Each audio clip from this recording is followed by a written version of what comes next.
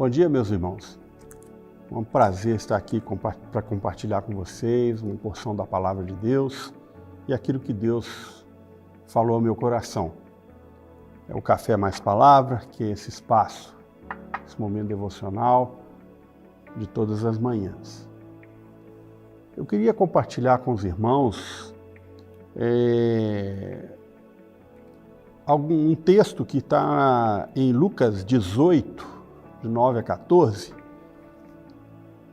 que fala da parábola do fariseu e do publicano. Vamos ler esse texto. Propôs também essa parábola a alguns que confiavam em si mesmos, por se considerarem justos e desprezavam os outros. 2 homens subiam ao templo com o propósito de orar, um fariseu e outro publicano. O fariseu, posto em pé, orava a si mesmo, de si mesmo para si mesmo, dessa forma: ó Deus, graças te dou, porque não sou como os demais homens, roubadores, injustos, adúlteros, nem como esse publicano. Jejuo 2 vezes por semana e dou dízimo de tudo quanto ganho. O publicano, estando em pé, de longe, não ousava nem ainda levantar os olhos ao céu, mas batia no peito, dizendo: ó Deus, sê propício a mim, pecador. Digo-vos que este desceu justificado para a sua casa e não aquele. Porque todo o que se exalta será humilhado, mas o que se humilha será exaltado. Bem, essa parábola é uma parábola muito conhecida, né? E vamos primeiro ver alguns aspectos dessa parábola. A quem se dirige, né? Jesus mesmo fala que há uns que confiavam em si mesmos, crendo que eram justos e desprezavam os outros. O local onde ocorreu o relato, né, dessa história é lá dentro do templo. E 2 personagens: o fariseu, né, que é o religioso, admirado pelo seu conhecimento, pelo zelo do cumprimento da lei. E o outro publicano, de certa forma um oposto, porque ele era cobrador de impostos, a serviço do Império Romano, e era odiado. O relato mostra uma postura do fariseu. Ele orava a Deus, entre aspas, né? Mas falava de si mesmo, pois se achava bom demais, merecedor das bênçãos de Deus. Por outro lado, o publicano ficou de longe, ele nem foi lá na frente, não, e nem queria levantar os olhos. Reconhecia que precisava da misericórdia de Deus. Numa primeira conclusão, a gente entende que o fariseu, né, e o relato diz isso, né, ele saiu do templo sem ser ouvido na sua oração e não recebeu perdão. Porque, na realidade, ele nem pediu. Ele falou de si mesmo. Ele não pediu isso a Deus. Ele não reconheceu que ele pedia, que ele precisava. Ele não reconheceu que ele precisava do perdão de Deus. Não. Ele só exaltou as suas qualidades, os seus méritos. Por outro lado, o publicano recebeu a misericórdia de Deus. Foi perdoado e certamente saiu do templo bem mais leve e feliz. E o ensino final que fica é: qualquer que a si mesmo se exalta será humilhado, e qualquer que a si mesmo se humilha será exaltado. Bem, a gente conhece isso. Agora, vamos para ver esse cenário, vamos contextualizar essa cena. Vamos imaginar um religioso que se dirige para a igreja, para o culto. E aí ele chega, fica de pé, provavelmente lá na frente, e ora a Deus, dando graças, porque não é como alguns daqueles que estão ali. Então, Deus, obrigado, que eu não sou igual a essas pessoas que estão aqui, porque eu não roubo, eu não adultero, eu não sou injusto, E mais grave ainda, ele aponta para alguém que ele conhece e fala assim, olha, eu sou muito melhor do que aquele ali.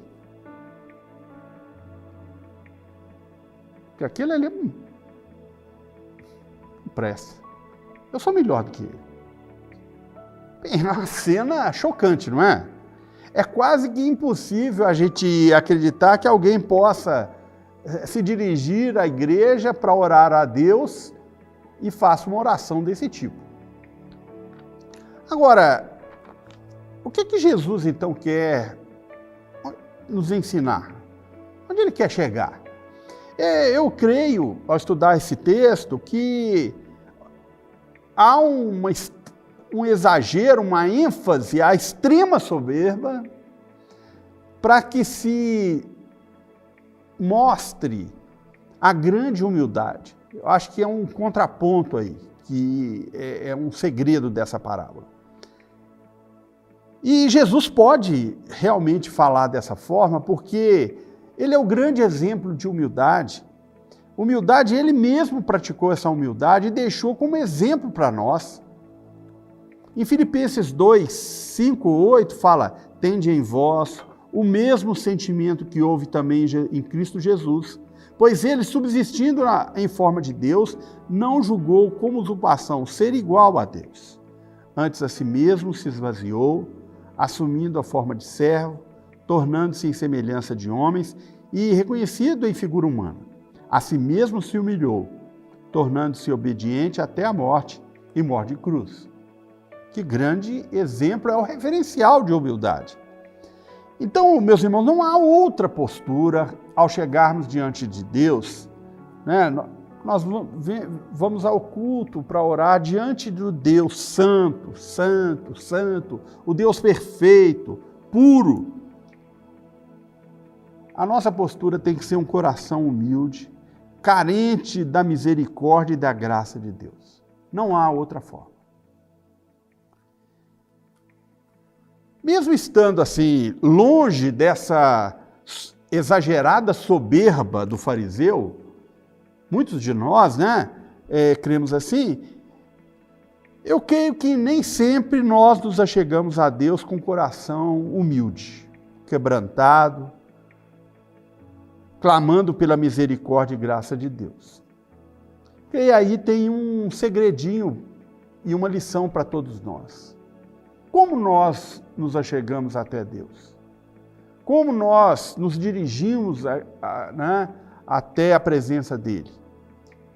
Eu creio que esse é um dos ensinamentos que Jesus quer nos dar. E não se trata também de uma falsa humildade, né, que mais se parece com uma postura aí de baixa autoestima.